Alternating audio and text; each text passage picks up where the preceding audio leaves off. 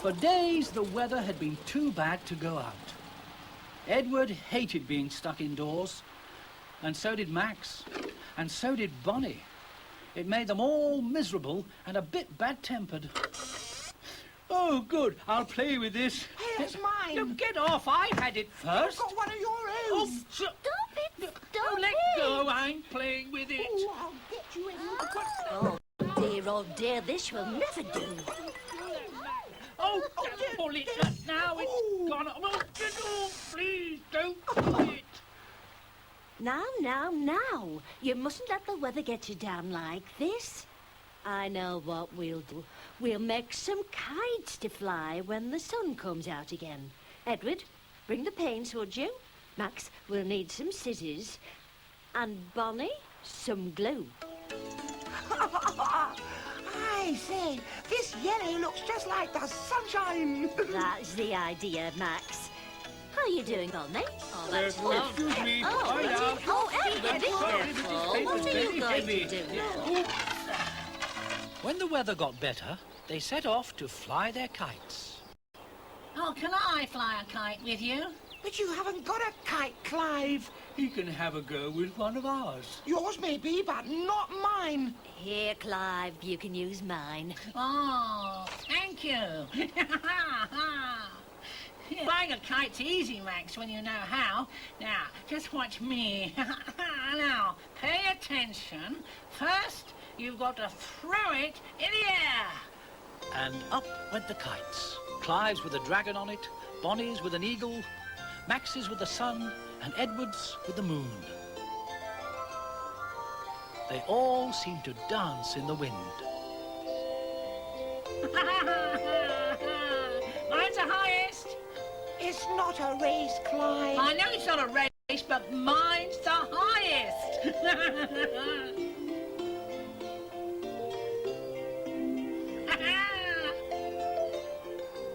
Then suddenly, a gust of wind blew all the kites together and tangled them in one big knot. Ooh, now, don't pull. Let me try and work out what to do. Come on, you silly kite. Gently now. If we pull, we'll only make the knot tighter. Oh, come on, get off. Oh. Now, Edward, walk over that way. And Bonnie, you stay where you are. And Clive... But Clive couldn't wait. He gave a big tug and broke all the kite strings. The kites flew up into the air, riding on the wind, until they were out of sight. Sorry. Yes, that was a rather silly thing to do, Clive. Yes, it was. I'm sorry. How many more times do I have to say it? I didn't mean it to happen. I'm sorry. Well, we can always make some more kites. Oh, let's go home. Come on, Bonnie. Well done, Clive. But when they got home, there was a pleasant surprise. 3 of the kites had come back. Only Clive's was missing. I knew it. Mine set up the longest, it went the highest, and it's still up there. Oh, look out, Clive! Mine went the highest. Oh, Clive, no! Oh. Clive, are you all right? Oh, I see you didn't see that, did you?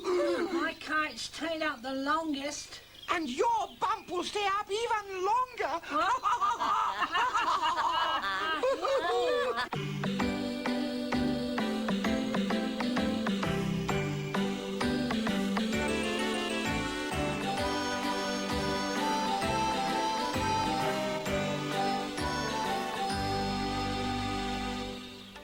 It was an ordinary day in Fabuland, and Bertie Bulldog, policeman Bertie Bulldog, wished it wasn't. He wanted something extraordinary to happen. Now, if Lionel Lion, for instance, had been driving too fast, Bertie could have taken his name and said, "I'm warning you, Mr. Mayor, if you do that again, there'll be a fine to pay." But Lionel was driving just right. Not too fast, not too slow. Bertie continued his beat, looking for some real police work to do. Good morning, Freddie. Anyone tried to break in? Well, folks don't do that sort of thing round here. I never even lock up. Well, perhaps you should. You never know. Better safe than sorry. Down by the harbour, Wilfred, as usual, was telling tall stories about, as usual, treasure. Down on the seabed, full 40 fathoms below, lay a treasure chest full of... What, Captain, sir? What? Treasure, of course. All very exciting in a story, but if only something really exciting would happen. And then he noticed them. Footprints. Good heavens. Footprints. But no ordinary footprints. Those aren't ordinary footprints. Extraordinary footprints of some monster come out of the sea. There's a monster come out of the sea. Good heavens. More footprints. And there's more. 1, 2... Oh, move along there, you're spoiling the tracks. What tracks? The monsters. The monster that came out of the sea. Ooh, monster? Follow me.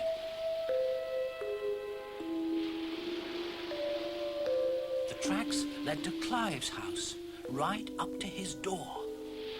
Oh dear, I don't like the look of this. Perhaps the monster has gone in and eaten Clive for breakfast. Or lunch. Or tea. If he has, I'll arrest him. Well, that won't help Clive. Poor Clive. We weren't the best of friends, but I shall miss him. Well, there's only one way to find out what's happened. Open the door in the name of the law. He's gone. Oh dear, the monster must have eaten him. Or, if you read the evidence the other way, he's been dragged down to the sea monster's lair. What? Look, these tracks lead back to the sea. Let's follow them. Now it's getting dark, so keep close behind me. Are you there, Edward? Right behind you, Bertie. Max? Right behind Edward. Bonnie? Right behind Max. Good. Now keep together. We don't want the monster getting another of you. Move very quietly. He might be very near. Shh. He's coming out of the sea. Alone. Looking for more people to eat. Or maybe he's made Clive's house his new home from which to launch his attacks. Come on. We'll surprise him there. Open the door in the name of the law. What? I arrest you for eating people. What? Clive, it's you. Well, who else? We thought the monster had eaten you. Have you seen him? Monster? I haven't seen any monster. I've been too busy diving for that treasure old Wilfred keeps talking about. Just a minute. Huh? Oh, I understand it now. The monster was you. It was the footprints of your flippers we followed. Oh. Well, that solves my first case. Oh, well done. The case of the missing monster. Yes.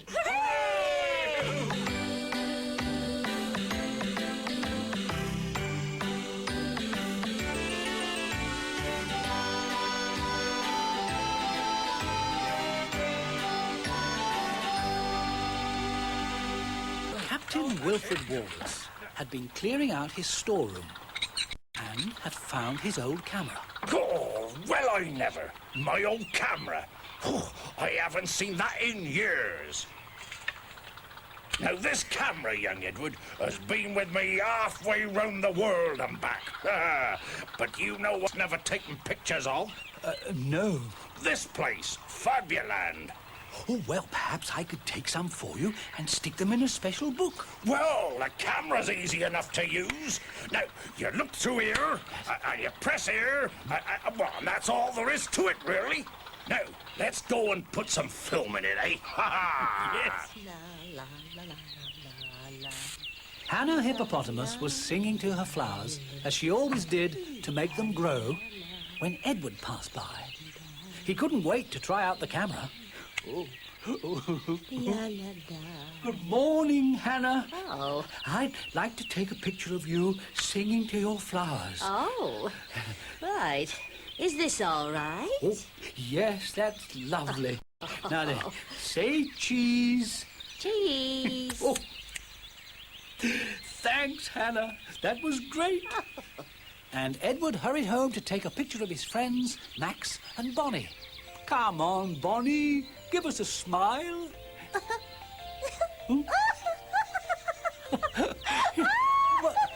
What's so funny? Max was standing on his head to make Bonnie laugh, and Edward thought it made a good picture of him. Got you! But I'm upside down.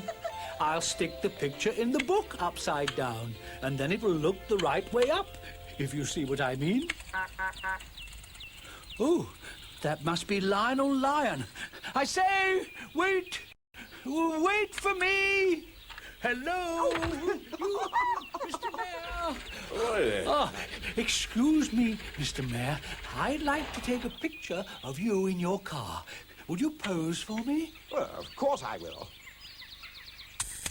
Thank you. Thank you, Mr. Mayor. Not at all. Bye-bye. Bye. Edward's next stop was Catherine Cat's restaurant. Some more of his friends were there. Oh, hello. Can I take a photo of you all together? Edward, can I be in the photo too?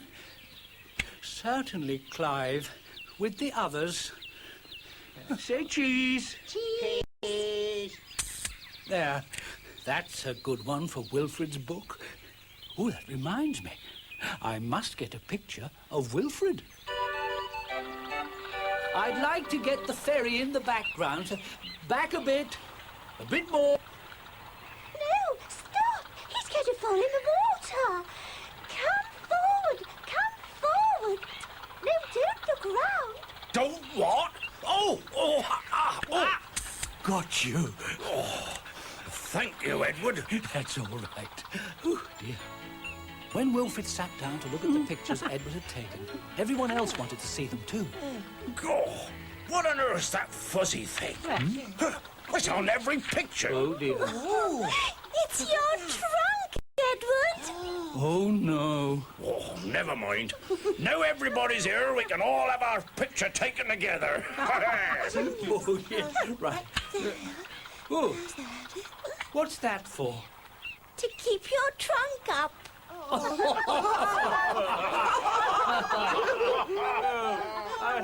Hold it! Ah. And Edward didn't mind that he wasn't in the picture, because he was certainly in all the others. Well, at least, part of him was.